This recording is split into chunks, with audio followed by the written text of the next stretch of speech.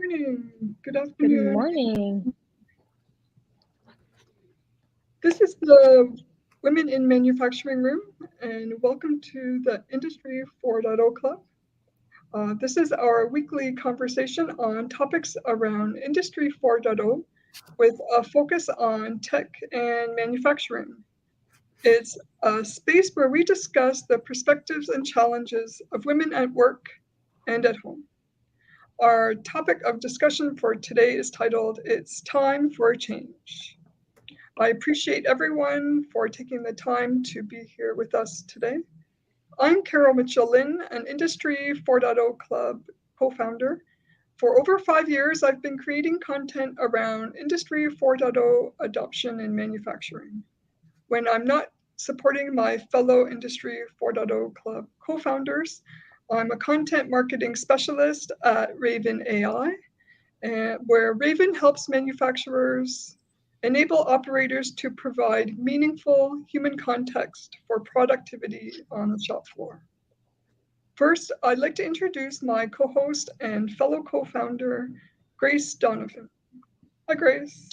Good morning. Hi, Carol. As Carol mentioned, I'm Grace Donovan. I'm also a co-founder of the Industry 4.0 Club. And when I'm not here hosting these excellent conversations and speaking with interesting guests, I work in business development for Andonics. It's a Detroit-based startup that connects people, processes, and machines in a similar area as Carol. Will also work to connect people on the shop floor. So thanks so much. Excited to be here today. Thank you, Grace. Today, we're excited to have our special guest, Sue Van Klink. Susan is the founder and CEO of Sue Van Klink Consulting and Coaching, calling us in today from Canada, fellow Canadian. Hi, Sue. Hi, Carol. Great to be here today. Thanks for inviting me. Thanks for being here, and we do appreciate you taking time out of your day to be with us. All right. Well, welcome. I'm very excited to get this conversation started with you, Sue. And our first question, kind of before we dive in, is could you tell us a bit about you and give us an idea of where you are today and the journey of how you got there, so the audience can get to know you a little bit better. Sure. Thanks, Grace. So my background actually is in HR and in technology. And so I really started my career as an HR practitioner.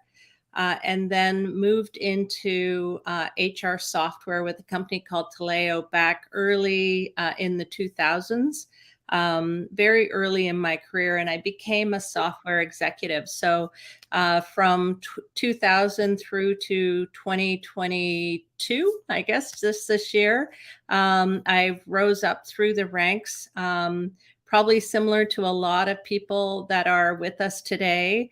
Very male-dominated industry, so lots of challenges as it related to being the only woman in the room, but became a software executive, spent my last 5 years either running a software company or as the chief revenue officer of a software company, companies like SuccessFinder, Checkster in the Bay Area, League, which was based here in Toronto.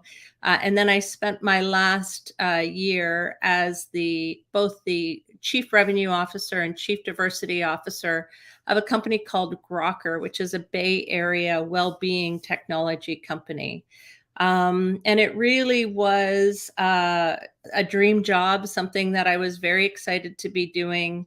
But about halfway through my first year with Grokker, my dad, who is 83, was diagnosed with terminal liver disease.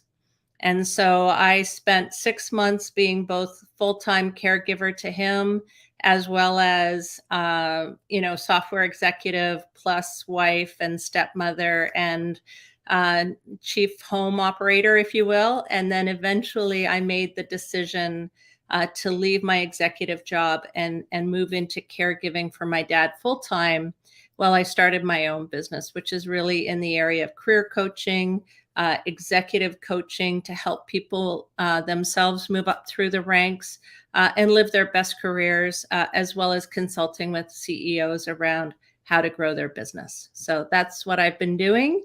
in my quote unquote spare time as I also have the full-time caregiver hat. Yeah, that's I think a monumental shift in a short amount of time, and I commend you for also striking out on your own. And as a solo and female entrepreneur, that's fantastic. I am curious, with your consulting practice, are you focusing on like any one in particular at any stage in their career? Could you tell us a little bit more about where you are targeting that coaching?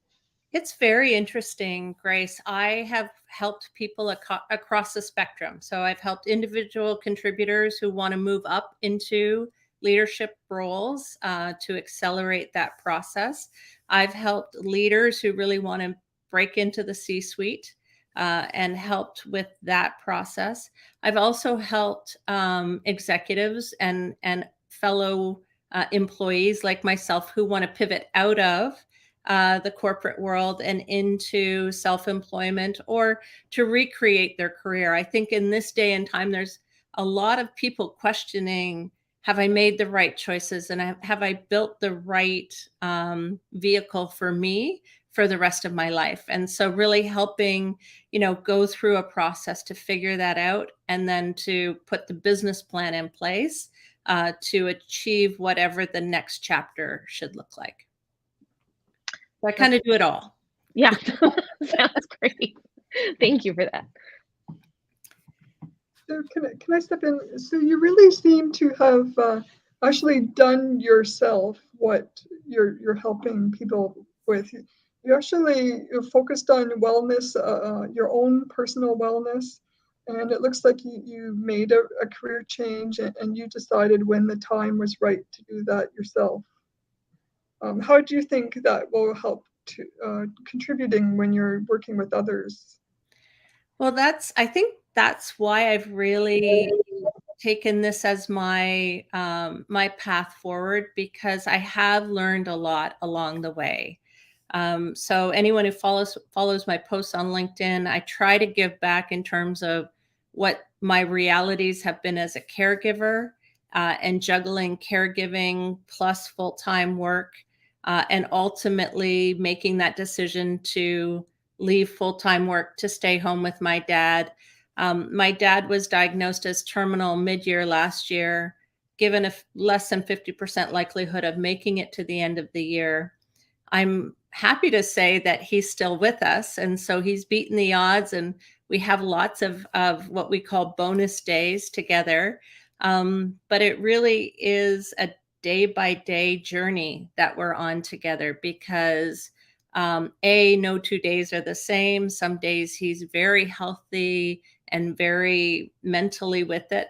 Some days he's physically not well, has troubles walking and getting around by himself. Some days he's physically well and mentally not well. So I have a whole process that I go through that's really around how do you stay in the current moment? How do you play the minute and the hour in front of you? And how do you take care of yourself while you're taking care of someone else? And that's some of what I bring to my consulting and coaching practice as well, is really what does self-care look like when we have these other really important things going on and we still have our jobs to do every day. So that is one aspect of what I've taken out of my own life and brought into my coaching and consulting practice. The other is really this idea of what to do when life doesn't quite work for you anymore. And I think for me personally, I had this wonderful software career. I loved HR software and loved every aspect of it. But somewhere in the last 5 years, it started to not fit me properly anymore. It was like my foot was too big for my shoe. It just wasn't the right fit anymore. And I had to go through a lot of introspection to figure out what it was that I personally was looking for and how I could get what I wanted out of a career for these last chapters of my career. I am in the second half of life, not the first half of life. And so I really wanted to make sure that what I was doing was something that I enjoyed getting out of bed for every day, that I felt it was divinely giving back to people in a way that I am uniquely qualified to do. And it also has to pay the bills, because at the end of the day, I'm not independently wealthy. Unfortunately, I would love to be, but I do have to work and I do have to make a living. I just want to work and make a living in the way that fits me best, given who I am now and who I've become.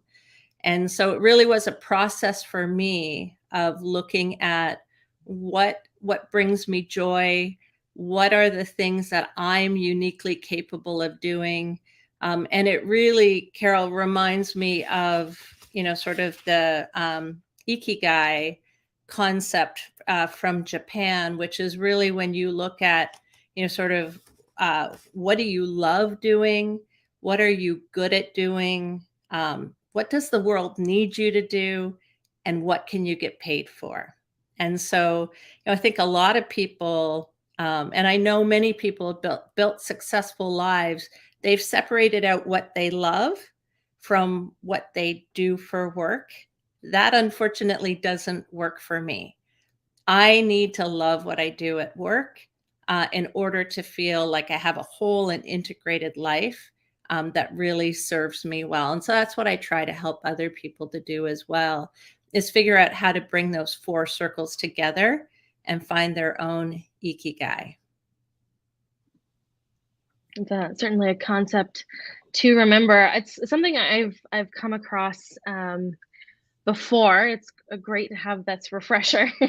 And so I'm thinking of, for someone in manufacturing, as we spend a lot of time speaking with folks who are in manufacturing, and when they're thinking of making a career change within that industry, how would you go about guiding someone? What is the advice that you would provide them?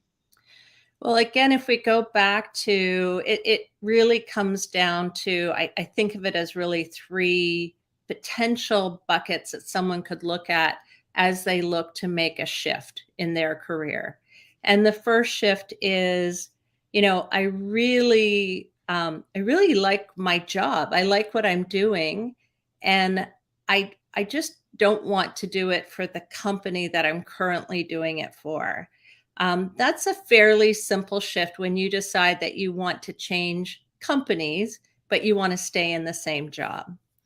The second is, no, I've really outgrown this job and I don't really want to do this job anymore. I would like to do something different. And ideally, it's something tangential. I've been coaching someone who is a project manager who wants to become a program manager as sort of the next step in their career. And so what is it about what is it about project managing that's not working anymore? And will program management give you that thing that you're looking for? And then the second step in that bucket is, are there program management jobs available in your current company? Or will you have to go elsewhere to find a program management job? And so that's a second bucket of work that we could look at. And the third really is, I don't want to be doing what I'm doing anymore. I want to be my own boss. I want to make a significant pivot. I've seen some people that have shifted into data science as an example, or they've gone back to school and they've gotten their master's in something that would allow them to make a bigger change than just a lateral move or a tangential move within their company or within their industry. And so that takes a little bit more work to build the vision of what does great look like for you as you start to envision a world where you're happy to get out of bed every day and you're happy to go to work. What are some of the must-haves in that world? And and does it require a pivot in order to get there? So I really see it as like there's changing companies, there's changing jobs, and that could be within a company or to another company. And then there's changing careers, and it's really getting clear on which one and why. Yeah. Oof, that's a, I think that's a great way to frame it in those three buckets. And forgive me, I was kind of looking away from taking notes. this is this is good stuff. But it's certainly a challenge, I think, and I've been reflecting myself on, I think the career that I've developed so far, what I'm looking for. But it's interesting as I think about other people that are perhaps like me that see going at them like themselves going in a lot of different directions potentially, and kind of really, laying down a firm path can be really difficult. I don't know if that's something that you come across often, is that there's a lot of options available to people, and that can sometimes cause paralysis. Exactly. Mhm. And what I like to use is I actually use assessments and objective data as part of my process, especially when someone has many paths open to them and they're trying to figure Mhm. out what the best path is. So having been the essentially president and general manager of SuccessFinder, it's an instrument I know really well. And I believe in the power of it to help guide career decisions, and also to look at levels of leadership. I'm actually working with someone right now who is at the director level in her career, and making that decision of whether to go to the VP level or not. And one of the things that we identified is it's not that she can't do it, it's the amount of energy, effort, and sacrifice that it will take her to be a VP within her company. And is that something that she wants to invest that much of herself in? If the research that's been done around people who are really good at proximal leadership, so leading Mhm. people that are directly reporting to them, or the vice president level of leadership, so managing managers, or the C-suite, they take very different behavioral skills, and not everybody has the suite of skills needed for each layer of management. And interestingly, sort of there's absolutely no overlap between being a proximal leader and a C-suite leader. No overlap whatsoever. Interesting. So think about what you have to go through to get to that C-suite level if you're well suited to be an executive. So working with people and helping them understand what is their sweet spot and how to leverage their natural talents and their natural gifts to build what I call a sustainable career, one that doesn't lead to burnout, Mhm. one that does create joy and ease. Marcus Buckingham talks a lot about strengths and playing to your strengths and being in flow and things like that. And that really comes from, sort of intentionally building a career that plays to your strengths and really maximizes on your natural behavioral traits. Great resources. Thank you. Definitely taking notes, and appreciate the recommendations too for anyone who's listening in, who's looking to get some guidance and some frameworks to go about their search, and how they kind of think about their career. And you mentioned, you're currently working with someone who has to make this decision, like, am I going to advance to the next level? Am I willing to make those sacrifices? Is that potentially going to affect, the ikigai that we just spoke about? And we've seen a lot in this, the past couple years, and I think this is something that you've have personal experience with. But last a couple weeks ago, we were going over a report from Deloitte called Women at Work. It's a study that they've published it again, 2022. It's come out, and one of the stats that we found really interesting and kind of surprising is that 1/3 of women who have taken time off work because of mental health challenges. So 1/3 of women have taken that time off, but only 43% feel comfortable talking about these challenges in the workplace. And that conversation was really focused on burnout. So I'm curious what your experience has been, and the women that you're working with, especially women in manufacturing, have you seen that difficulty come into play around needing that time off but not feeling like they have the space to talk about it? I see it. I see it constantly. Really, I think um, both for caregivers as well as mental health issues, and those two things really dovetail. I talk Hmm. a lot about the anticipatory grief that comes with a terminal diagnosis or with aging parents or kids that are not well. And then also, women still bear the brunt of a lot of extra work. And so I actually consider caregiving the third shift, right? We have our work, which is our first shift. We have our home, which is our second shift. And then we have our caregiving responsibilities. And more, we're caregiving to adult children, sort of with all the mental health issues that exist within adult children today.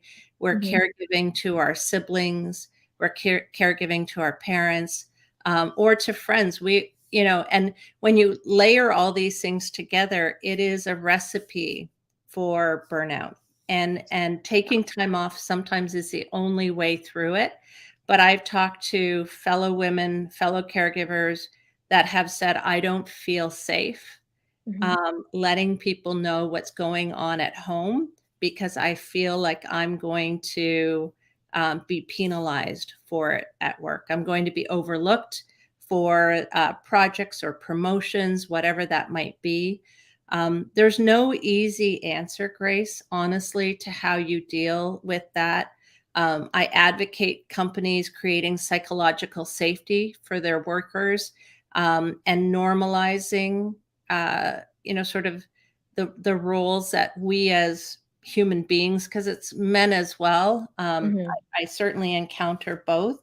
But women definitely have a tendency and are raised to step up and provide care and provide nurture, and often at the cost of ourselves. And so how we build self-care routines into our day-to-day lives, whether it be mindfulness, meditation, exercise, time away, whatever that might be. Again, I think an important part of any career strategy is your self-care strategy and how you're going to have enough gas in the tank to actually deliver the work that needs to be done to the level that it needs to be done. I personally have, one of the behavioral traits is stamina. My stamina is lower than what's needed for an executive. I absolutely have to take care of myself day in and day out so that I have the energy to do everything that's required of me as a executive and now as a self-employed business and caregiver. Yeah, it's a lot to juggle. And I'm glad to hear that you're also advocating, with companies as well. I think that's, I think if we're looking for things to change, not only do we need it to be normalized among the folks that do need this help, but we also need the resources and like the structures to support that. So we're seeing more companies step up and provide. There's actually a compassionate workplace designation that exists now. One of the organizations in Canada is working very hard to bring it to companies throughout North America. But it is being more and more normalized, and with the advent of COVID and what happened throughout the last 2.5 years, definitely more companies are thinking about it. But there's still not enough structured programs in place about what to do if, and what to do when an employee has mental health issues and needs some time, when they have caregiving issues and need some time. And it's really, I think, an employer's responsibility, especially any employer that cares about talent, retention, productivity, all of those things, to have good policies in place that talk to these things. Yeah, agree 100%. And I appreciate the work that you're doing. I think it's certainly, important to not only feel like there's support and resources out there kind of within your own community, but it's also important to feel that at work as well. But as long as you get it in one place, I think that's really critical. It helps for sure. And but I will tell you that companies that support their employees through their tough times will have better return on investment from their employees in the good times. And I think we've seen that in spades. So Absolutely. the business case is there, and it's easy, it's easy to make. In fact, my old CEO wrote the book, It's Personal, a Business Case for Caring, particularly for that reason, because she believed that, if companies just took the time to understand how investing in the well-being of your people, sort of return dividends, that everybody would do it. And it's an idea whose time is getting here, but we still have a bit of a road to go. Yeah, I'm taking note of that book title for sure. And while we're speaking of books, one that I read that I found quite interesting, and I'm interested to know if you are familiar with it. It's called Life is in the Transitions by Bruce Feiler, but it really profiles a lot of folks kind of throughout their careers in a number of different industries, like men and women at different ages, and kind of the curveballs that life threw them and how that really affected not only their personal lives, but their careers. And I'd recommend it to anyone who just wants to, see themselves reflected kind of in a book, and know that, a lot of times, when you say, look, we're looking for change, I think deconstructing the idea that careers and life paths are linear is something that's really important. And that's one thing that book did for me that was really fantastic. So I'll leave that as my recommendation for the day. Well, and I will take you up on reading that book. My experience is I do look at life and career in chapters. I don't look at it as, sort of one solid line, from start to finish. I think there are lots of potentials for U-turns and right turns and Roundabouts. really tuning into, I think there are a lot of people who naturally understand how to make changes and how to pivot. And I think there are some people that desperately want to do something else, and they don't know how to break it down, how to methodically think about it, and how to build the strategies that will take them from where they are today to something that maybe is a better fit for them in the future. So any resources that provide that type of guidance, I think are excellent recommendations. Thank you, Sue. What we'll try and do is put the link for the book in the comments, and maybe Grace, the book that you mentioned as well. We can add that. Great. I like what you said, Sue, about knowing yourself. And if people are lucky enough to have an employer or a direct report that knows you, who has the know the employee approach to working with people, I think anyone in that situation is really lucky to have that kind of relationship. And pairing that with something that Grace mentioned about your career path, brings us to the concept of career pathing, which for many people is fairly new. And if you're lucky to have a company that has that approach where they care about you, but they also actually don't treat you as somebody just filling a space. Yeah. You're a person, and they actually care about your position and your path at the company and your career, and help you become a better person, and either look for new skills to develop or find ways to learn more about themselves. So I was wondering how you see employees and employers both benefiting from that approach.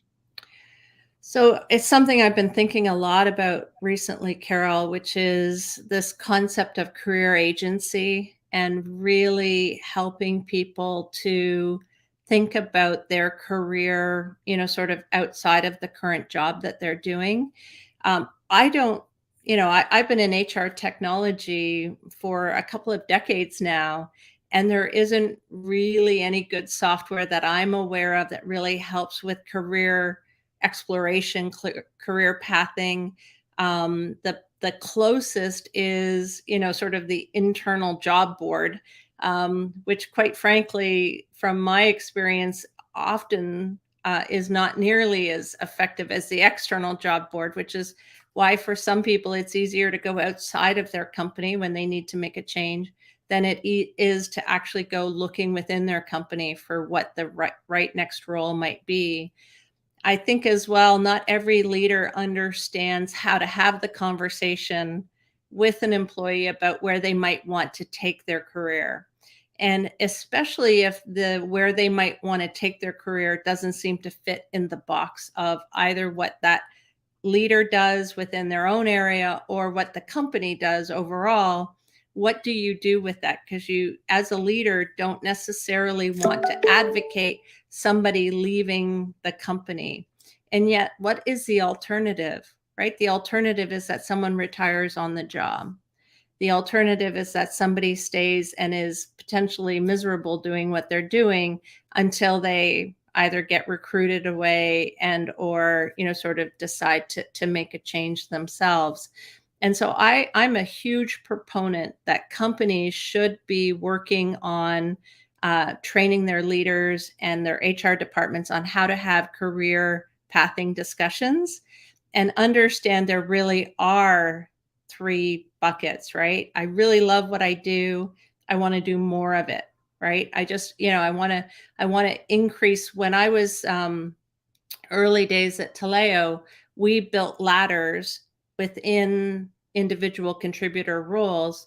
So you could go from being a level 1 solution consultant, for example, all the way up to a principal solution consultant, never leaving, never leaving that individual contributor role.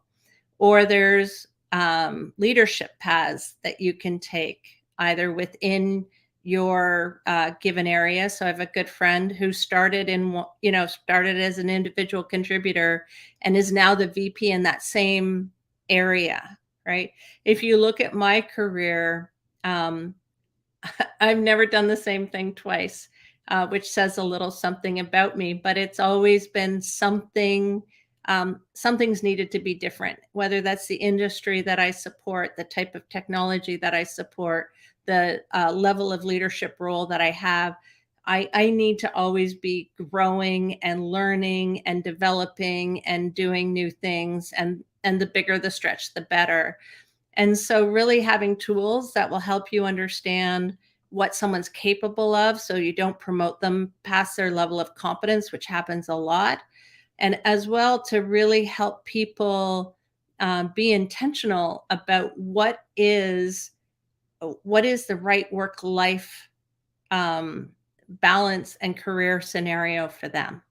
And so it's really just, I know it's not a one size fits all. And I'm working on ways to codify it in such a way that it can be a self-learning journey that people take based on the work that I'm doing. But I really believe companies have got to get better at this. They have to get better at being able to help their employees figure out what bucket they're in, what bucket they want to be in, how to take their career to the next level, what that might look like. And the one thing we haven't talked about that's very high on my list is understanding when to take a step back. If I look at some of the most significant moments in my career, they came from taking a step back before I leapt forward again. And sometimes it's knowing to make a lateral move within a company to get the experience you want that will then put you on a path to a new career as well. So there's lots of complexity to it. But we spend most of our waking time working or thinking about work. It is so important that we do what we love, or at least get meaning and value from it, or at least at the end of the day, feel like that was 8, 10, 12 hours well spent, Yeah. I'd love to kind of double down just briefly on kind of that taking a step back. So what does that taking a step back look like? What does it look like for you potentially? And could you kind of dive into that a little bit more for the audience? Yeah. So when I took steps back in my career, it was either I took a pay decrease in order to take a role that I really wanted to do, but sort of needed to fit in before I could take off, kind of a thing. Mm-hmm. There have been a couple of times in, sort of earlier chapters of my career when I've known I wasn't doing the thing that was going to bring me joy for the rest of my career, and that I needed to make, albeit a smaller pivot than the one that I just made, but I needed to get off of the path that I was on and onto the path that I wanted to be on. This is going to date me a little bit, but way back before I even moved into software, I knew that I wanted to do something that was computer related, and I knew nothing about computers. And so I went and I took a job with a technical recruiting agency because I felt it would give me the most understanding of all the different roles and responsibilities that were out there. And it was a low paying job, lower than what I was used to being paid, but it also taught me skills and things that I couldn't figure out any other way to get the information that I needed. And so ultimately, when I look back on those moments, one was, sort of deciding to step into the technical recruiting agency world and taking a pay cut to do that in order to learn broadly about the industry I knew I wanted to be in. Or when I moved from agency recruiting and HR into software. And again, I took a step back in order to be able to get into that area that I knew I really wanted to be in. And both, I think when I think about that second career transition, I think I had tripled my salary within 2 years of making that step back. But it required me to take a step back first in order to get the experience that I needed to accelerate my career. So a little bit of, we got to be careful because I do think women are often underpaid and don't negotiate well. And so if anyone's thinking about making a change and want some help with salary negotiation, please reach out to me. It's on the house. But I'm frustrated by pay inequity, and I'll do everything that I can to eradicate it. So I'm not advocating getting paid less for a job, but I am advocating understanding where you want to go and what you might need to do in order to get there. And it might require a step back. Yeah. It might not, but that was something I was prepared to do, and both times it paid off exceedingly well. Excellent. Thank you. That's very helpful in understanding what that step back means. I think I was thinking like, okay, are we reflecting, or is it really like a decisive action that we're taking? And so thank you very much. We have a question from Mike that I'd like to go ahead and pin. It says, Susan, thanks so much for your insights. What are some common mistakes made by software companies as they try to grow their businesses? I think this is something we maybe touched on a little bit throughout the conversation, but I'd love to give you the opportunity to respond. Sure. Well, I see it more and more lately, which is unrealistic revenue targets to objective data that suggests what those revenue targets should be. If you think of any software company that goes through, angel investing to Series A, Series B, Series C, they go through those stages because they are building their understanding of product market fit, they're landing initial customers and so on. One of the mistakes that I see software companies make is they land a couple of big clients and they think they're ready for prime time, and they don't understand the growth, the strategy that needs to be put in place to build something that's scalable and repeatable and will help you land the first client in each vertical, or the second and third client in each vertical where you have your first client, and so on. So unrealistic expectations, absolutely number one biggest mistake I think a lot of software companies make. The second is getting the investment to return ratio right. So a lot of times what I see software companies do is they go very product heavy, and which is normal in the beginning. You need to build the product you want to go to market with. But at what point do you pivot and start to invest more and go to market in your marketing, your sales, and your customer success side of the business, and what ratios do you want to have in engineering versus go to market, and what is that right dynamic. The last thing is, and I've seen it a lot lately, and it's part of the reason why I'm doing what I'm doing, which is undervaluing talent and really not understanding that the only way I've been part of a couple of rocket ships that have grown exponentially through a period, gone public. I was with Taleo from less than $1 million in revenue to $150 million in revenue over a 7-year period, and we went public during that time. I was with SuccessFactors from $150 million to $500 million in revenue, got acquired by SAP during that time.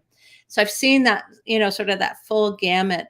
And those two companies valued talent and understood that each person was the secret to their success. And what I see sometimes is leaders who feel like talent is disposable. And to really drive, sort of rocket ship success in software, you have to hire the right people. So be really clear on what great talent looks like. But then you got to lean and make that work, because that this idea of, oh, that person didn't work out because they weren't right, or this person, you got to get rid of the excuses and really look at your culture and your strategy for growing your company, or you'll end up, sort of stuttering. And the valley of death. Yeah. Mm-hmm. Thank you. And that leads me beautifully to my next question, which is, as someone who has a lot of experience kind of at the executive level in software and technology, how can we help women who are interested in developing their leadership skills? Where do we start, and how can mentorship help them in that path? Great questions, Grace. Thank you. A couple of things. One is, a lot of my opportunity came from just being willing to put my hand up, being willing to accept stretch assignments, offering to help. Almost any call I'm on, whether it was in my previous role as a software executive or in my current role as, sort of running my own business, the number one thought that's on my mind always is, how can I help? How can, sort of, if I see an area of the business that needs help, I'm going and looking to see if I can be the person that can lean in and help in some way. And that, to me, is a huge differentiator. And to me, that's what leadership looks like. And that's what companies are looking for in people, is to not be content with the status quo, to look around you and see things that maybe aren't going as well as they should. And rather than complaining about them, see if you can come up with a strategy to make them better and bring that strategy forward to someone. You will be seen as having leadership potential if you can bring solutions to problems rather than just bringing forward problems. In terms of the question of where do we start, I think every person, whether you're in a formal leadership role or not, can be a leader. And so looking around and making sure that you're exemplifying the leadership qualities in terms of not only the problem solving and bringing solutions forward, but also being positive, being willing to help, asking other people on your team if there's anything that you can do for them. I really believe in the concept of servant leadership. And so really thinking about, how can you help the people around you to be better? Because sort of a rising tide raises all boats, right? So how do you lean in and help the people around you to be better? As long as you're great at what you're currently doing. If you're drowning, don't try to save others, sort of fix what's going on in your own boat. But if you feel like you've got bandwidth to give, then look for ways to help the other people around you, and you will get recognized for doing that. And that's honestly where mentorship can come in as well. And I think about the sort of the value of people helping me through my career, the people that I've given back to through my career in terms of helping them to, sort of, as we talked about, negotiate what their, sort of their next comp package would look like, or figuring out how to deal with a difficult personality at work, or if you feel like you are being discriminated against in some way, because honestly, that still happens and it's unfortunate, but it still happens, sort of finding someone to talk to can help you with strategies to overcome that discrimination. And sometimes in the end, all you can do is find a new role, find a new company. But, sort of having people that you can go to give you advice and guidance based on past experience, I think is super helpful and very important, and has been part of my career success for sure. Excellent. Yeah, thank you. I think too, I guess, what would you offer as encouragement, especially to women who maybe don't feel like they currently have a mentor, and giving them guidance as to where to find one or how to build that kind of mentor-mentee relationship? So I think a lot of people sit back and wait for a mentor to be given to them rather than go looking and ask. So, I'm a great one. First off, for anyone who uses Slack, there's like a coffee. We used to use this at League, where you could sign up to be paired for coffee with somebody within or outside of your organization. Tools like that, I think companies can do a much better job of leveraging and connecting people across the organization in different ways. But I also think don't be afraid to ask. Don't be afraid to reach out to someone and say, would you mind if we put time on the calendar for a virtual coffee or a face-to-face coffee, tea if you're like me and you don't drink coffee. And I just like to, sort of ask your advice, or I'd like to, understand how you got to where you are, or, I'm think informational interview, right? I'd really like to just reach out and talk to you about how you've accomplished what you've accomplished. And what will likely happen is almost nobody says no to those. Second, they will respect the initiative and often will offer up to be a mentor. And so, and this is where that concept of career agency comes from. In my mind, career agency is, I'm not sitting around waiting for anyone else to help me figure out where to take my career. I am going to own this, and I am going to be responsible for my success. And I'm going to pull every string and use every tool that I can in order to get there. So I really think it's important that people understand. It's great if your company has a formal mentor program, you can always ask HR, right? Do you have a formal mentor program, and can I be part of it? And if the answer is no, we don't have a formal mentor program, you can always ask them, can we start one?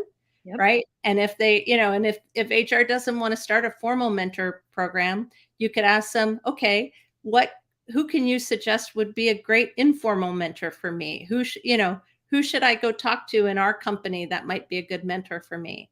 Don't be afraid to ask. And, I think amazing things will happen for you if you do. Mm-hmm. Yeah, and I think option B that you mentioned there is a skunk works approach, right? It's gonna catch fire, and then eventually you might get to the place where you do have a formal mentorship program. But either way, I think the outcome is similar. You found, you took that initiative and you found the help and resources that you needed to be successful. So 100%. Great advice. Thank you. So usually when we're approaching the last 10 minutes or so of our conversation, we like to take a few moments and step back and discuss our own personal takeaways on the discussion we've just had. And if we could finish with you, but maybe Grace, if you would like to go first. Sure. I know we always do this, but I'm going to be stream of consciousness here. I think this is it's always really good to have these discussions that focus on career and the strategies that are involved in, making sure that you're finding a mentor and, self-reflecting on your own abilities and what makes you really, really happy. Because, Sue, you mentioned this a number of times, like we spend so much time at work. It's really important that we care about what we do, that we're excited about it, because not only does that affect our performance, but it really permeates itself into every aspect of our lives. And I'm working for a company. We're in full growth mode, and oftentimes, I'm so busy executing on tasks that it is really important. It can be really difficult to kind of take that time to reflect and think about, okay, strategizing, how am I going to be growing within the current company? How is this going to be affecting long-term career? So discussions like this are just incredibly valuable. And I thank you very much for spending this hour with us and for your advice and experience. It's been incredibly valuable, and I just want to express my thanks. Carol, over to you. Yes, I have two small takeaways. I like your description, Sue, of leadership. I think it's often misunderstood as management. So I really like that. I'm going to remember your idea of leadership, that anyone can really be a leader with the right approach. And I also like our discussion on career, career urgency. Career pathing? Agency. Career agency. Yeah. I think that's great. We really have to, while we're doing self-care, we really have to think about taking charge of our career path. So those are my takeaways for today. Thank you so much for bringing those to the surface, Sue. And we'll give you the final word for today. Great. Well, first, I'd like to say thank you to both of you for organizing this and inviting me to come and talk to all of you. This has been the highlight of my day, and really enjoy. Hopefully, it's very clear. I found my passion, and I'm doing what I love. I also, I recently had a conversation with a woman who had not felt comfortable kind of owning her career, and honestly hadn't felt comfortable owning the money that she wanted to make in her career. And I think that is a woman thing more than it is a man thing. I think we're not raised as women to really think about being the sole breadwinner, being the breadwinner, having to make money to support our families and all of that. I happened to get a bit lucky, child of divorce at 15, made the decision then and there that I would never rely on anyone else for my success and my financial, it's almost to my detriment, but I really had this, I'm going to build a career. I'm going to make the money. I'm going to be the breadwinner. It was only reluctantly about a decade ago that I considered getting married and all of that. So I really, I don't know that we as women are taught how to advocate for ourselves around money and salary and total compensation and, sort of making the most that we can and unapologetically asking for money, So I think that there's that's part of it.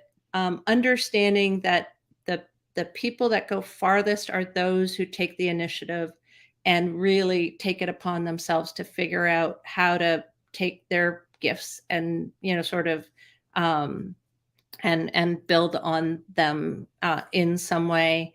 And then ultimately, if you are going to, if you're unhappy at work, right? Going through those 3 buckets and really saying, do I love the job that I do? I just don't necessarily love the environment that I'm doing it in it. Or no, I've outgrown this job, or this job never really fit me, or I landed here somehow, but it's not really what I want to do. Then going through a process to figure out what your strengths are and what you do want to do, and how are you able to pivot to that new role within your current company, or do you have to go sort of outside of your company and how to get there. And that can be a bit of a leap, right? Trying to get from the role you're in to a new role, always better to do it within your company if you can. And if you can't, then you really need probably to work with somebody who's going to help you write your resume and your experience in such a way that will help you bridge that shift. And then finally, if you're like, I'm a fish trying to climb a tree and this does not work for me. I need to go find some water somewhere, and you need to make that big pivot, then that usually requires some extra help. And I think there's career counselors, coaches, guides who can help you. And sometimes you need the strategies for how am I going to bridge my income as I put the learning in place, or, there's lots of things to consider. But I always look at it as, do I love what I'm doing, but maybe not where I'm doing it? Do I love where I'm working, but I don't love what I'm doing? There's different variables to look at. But in the end, life's too short to be unhappy at work. That's what I believe. And so if you aren't happy, then start to figure out what's missing or what's needed, and work in that direction. And I think your whole being will thank you for it when you get to the place that really fits who you are. Excellent. Wonderful words to end on. Thank you so much, Sue. My pleasure. Thank you both. Thanks for organizing this. I appreciate it. And for anyone that wants to connect with me, I'm on LinkedIn, fairly unusual name, Susan Van Klink. Feel free to reach out. I'll help in any way that I can. Great. And yes, before we close, yes, I thank you again, Sue, for talking about this conversation on making change.